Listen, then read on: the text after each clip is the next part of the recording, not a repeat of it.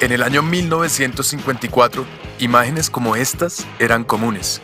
La sociedad de la época no permitía a afrodescendientes en las universidades y los trataba injustamente a causa de una diferencia: el color de su piel. Por ejemplo, les tocaba sentarse en la parte de atrás del bus y no podían usar los mismos bebederos que usaban los blancos. Debían usar bebederos especiales, bebederos solo para negros. Durante muchos años, la población afrodescendiente vivió la injusticia de no tener garantizados los mismos derechos que sí tenían garantizados los que tenían la piel más clara. Sin embargo, muchas personas que sabían que ahí había un problema y que tocaba solucionarlo, lucharon para cambiar esa situación.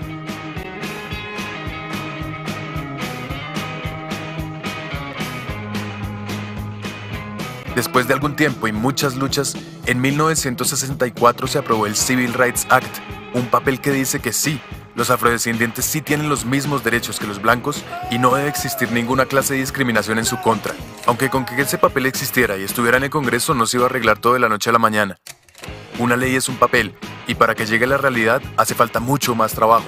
Es aquí donde recordamos personajes como Martin Luther King, como Mohamed Ali, como Malcolm X, como Tommy Smith y John Carlos, y bueno, como tantos otros que llevaron el mensaje de ese papel a la base de la cultura y realmente ayudaron a cambiar formas de pensar en los hogares norteamericanos y dieron pie para que algo como esto fuera posible, para que cupiera en la cabeza de los norteamericanos que un presidente afrodescendiente los podía representar a todos. Hoy en día el problema no se ha acabado, pero es solo una minoría la que insiste en un concepto tan salvaje y arcaico como el del racismo.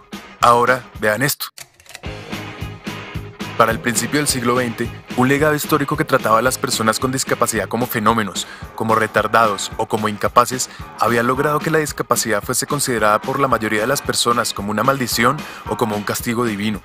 La sociedad de la época entendía las diferencias físicas, sensoriales, intelectuales o psicosociales como algo inaceptable y creyó que lo correcto era esconderlas o construir lugares donde vivieran aisladas. Así, los ciudadanos supuestamente normales se desentendieron de las personas con discapacidad y continuaron construyendo un mundo excluyente, lleno de barreras. Muchos fueron encerrados de por vida en esas instituciones, incluso en contra de su voluntad, para sufrir tratos inhumanos y degradantes. No se les permitía tomar decisiones y se les hizo creer que jamás podrían vivir por ellos mismos. Se les hizo creer que eran menos, que no eran suficiente. De hecho, se los llamó minusválidos. Durante la primera mitad del siglo XX, el pensamiento de los médicos era que las personas con discapacidad debían ser curadas de su enfermedad y que en el momento en que estuvieran sanos, volverían a ser parte de la sociedad. A punta de terapia, les hicieron creer que su problema se les quitaría, pero mientras ese día llegaba, ¿qué? En algunos lugares, hasta se esterilizaba a las personas con discapacidad o existían leyes que les prohibían casarse o incluso aparecer en público.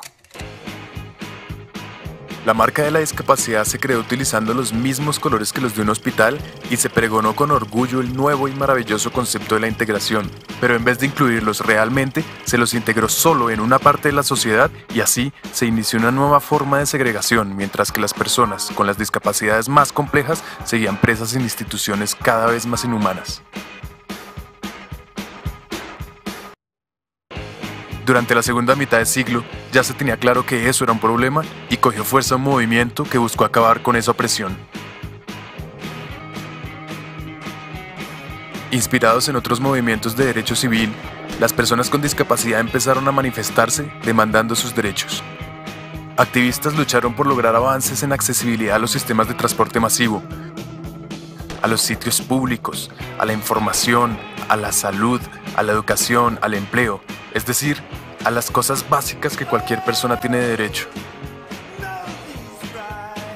Personas con discapacidades severas crearon los primeros centros de vida independiente para volver a ser parte de la comunidad y poder dirigir sus vidas ellos mismos. Se empezó a usar la consigna "nada sobre nosotros, sin nosotros", y así se empezó a participar en el proceso de diseñar leyes que realmente los tuvieran en cuenta. La lucha a través de los años ha desembocado en un movimiento de derecho civil en todo el mundo. En los países desarrollados y en los que están en desarrollo, las personas con discapacidad demandan sus derechos, demandan su libertad y su igualdad de oportunidades. Y aparte de las leyes que en cada país se han ido desarrollando, en 2006 aparece la Convención de Derechos de Personas con Discapacidad de Naciones Unidas, un instrumento internacional que dice que la discapacidad no la tiene la persona, sino que resulta de la interacción entre personas con deficiencias y las barreras debidas a la actitud del entorno que evitan su participación plena y efectiva en la sociedad en igualdad de condiciones con las demás. Y al igual que un negro no tiene racismo, sino que el racismo aparece cuando un tipo señala a otro por el color de su piel, yo no tengo discapacidad, sino que la discapacidad aparece cuando yo debo de estar en igualdad de oportunidades con el otro. Lo que tienen las personas son algunas limitaciones que pueden sobreponerse gracias a ciertos ajustes que implementados garantizan la igualdad de oportunidades. Y pilas, son la sociedad y el gobierno los que tienen que garantizar estos ajustes. Si no los garantizan, estaríamos aceptando discriminaciones y abusos que a estas alturas no debemos permitir. Entonces, sabemos que no es ni exclusión ni integración lo que necesitamos, sino una verdadera inclusión social. Y es nuestro deber llevar las leyes que tenemos a la calle y producir el cambio de no ver a las personas con discapacidad como unos enfermos, sino como sujetos de derechos, ciudadanos como todos nosotros. Despierten, ayúdenos a cambiar esta situación.